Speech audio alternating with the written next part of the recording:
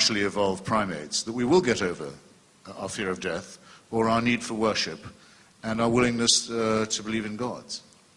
All I can ask people to do is one by one for themselves, to emancipate themselves from this primitive belief, and for societies one by one, as many have, to put at least the theocratic phase behind them and build up a wall of separation between religion and politics. And that's what I'm here to do. If I can offer a brief thought, there is a very strong evolutionary argument against Freud. In fact, evolution is decimating a lot of what Freud had to say, but I want to deal specifically with the idea of wish fulfillment. The thing to realize is that for surviving organisms, it is extremely expensive to hold illusory beliefs. And evolution counts against them. For example, imagine the case of two rabbits. Let's call them the survivor rabbit and the eternal life rabbit. Okay, and both are being pursued, let's say, by a wolf. The survivor rabbit says, I've got only one life to live, run like hell. The eternal life rabbit goes, yeah, probably I should try to escape, but I've got another life waiting for me that's even better than this one. In other words, the eternal life rabbit has the illusion. Which rabbit is more likely to get eaten? The point being here that evolution says that religion is expensive. Even in ancient times when people had less, they built pyramids and cathedrals and put the best calf and the best food away for the gods. This is non-Darwinian behavior. Those kinds of people should be expected to be wiped out from the gene pool, but they aren't. In fact, religion has a better survival value than atheism. That's why there are a lot more Christians in the country than atheists. So the point here being that the argument against Freud isn't just that illusions automatically die, but rather that illusions make no Darwinian sense when they are this costly, and Freud needs to come up with a better explanation. It's ingenious, but it doesn't allow for the retarding effect upon human civilization of superstition, slavery, genocide, human sacrifice, religious warfare, resistance to scientific and medical advance, and so forth, all of which can be chalked up with a great deal more accuracy, I might add, to the religious worldview. Okay. And which now that we're about to reach the point where apocalyptic weaponry is within the grasp of messianic parties and states, they may find that it's extremely counter-survival in a very alarming and immediate sense. Next question. My question is for Mr. D'Souza, and I'd prefer if you didn't go into a deep philosophical explanation, but just answered I'll try to give you a shallow one. The simple example. I just would like you to answer without, going too deep. But why doesn't God heal amputees? Why doesn't God do what? Heal amputees. Why do people survive cancer but not regrow limbs? Why doesn't God heal amputees? I think this is a question that you might say presumes unbelievable. Christopher protested against it earlier, but it's unbelievable human arrogance. The human arrogance is this, that God is a kind of cosmic bellhop whose job it is ultimately to remedy all our sufferings. Maybe God created a universe which has many goods. Maybe God created a multiplicity of creatures which are in some senses good in themselves.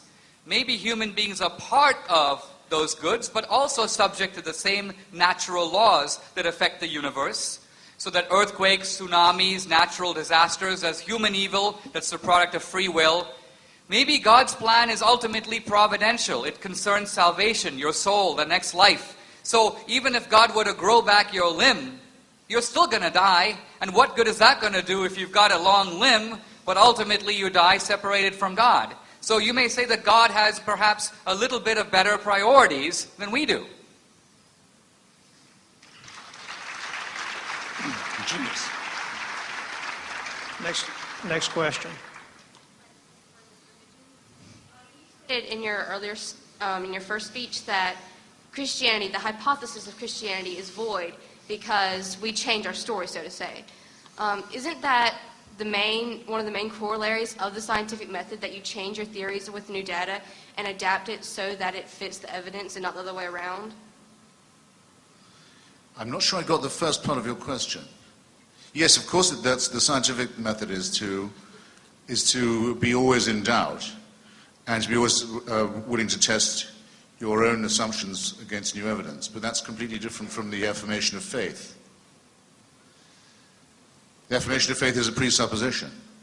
I used to sit and listen to it being said, in order to believe you must have faith in order to believe. There's nothing you could tell me in advance that if I could show it to you would destroy your faith. It's evidence proof in that case. You couldn't have a bigger discrepancy between two ways of looking at the world than the religious and the scientific one. Let me support your point a little different way, though. I think what she's trying to say, and I would agree with her completely, is that we always talk about scientific progress. We judge science by its latest and most spectacular advances.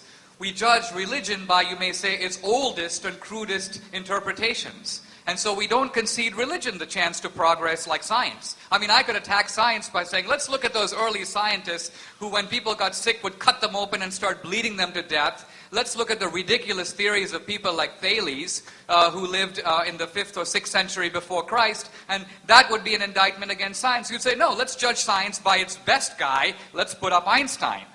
But when it comes to religion, you don't concede the same progress, and it's quite possible that a religious principle, let's say the story of the Good Samaritan, the principle of help your neighbor, which is interpreted rather narrowly. In ancient Israel, it means that the Samaritan helps somebody outside his own tribe, but then through the centuries and through Christianity, this principle is universalized. So tomorrow, if there's a famine in Rwanda, that becomes my neighbor. Very different than what the Jews would have said in the time of the Old Testament, but it's the taking of the religious principle and, in a sense, progressively developing it through time. Scientific progress, religious progress. No, but the people, I'm sorry, I know I'm trespassing on the audience's time, but the scientific method is precisely to say, let's look at Thales and let's look at alchemy and rubbish medicine, these other things, and gradually overcome them and transcend them and find further and better innovations. It's not to say they weren't trying to be scientific. They were. Your analogy just doesn't hold. Now, you'll remember his name. I've forgotten it for the second. But the physicist who first came up with the idea of the Big Bang was a Catholic, practicing Catholic, at the University of Louvain in Belgium. Bernard Lemaitre. That's it. And he took his findings to the Pope of the time, Pope Leo, I think, who said, I think, Your Holiness, you should know about this.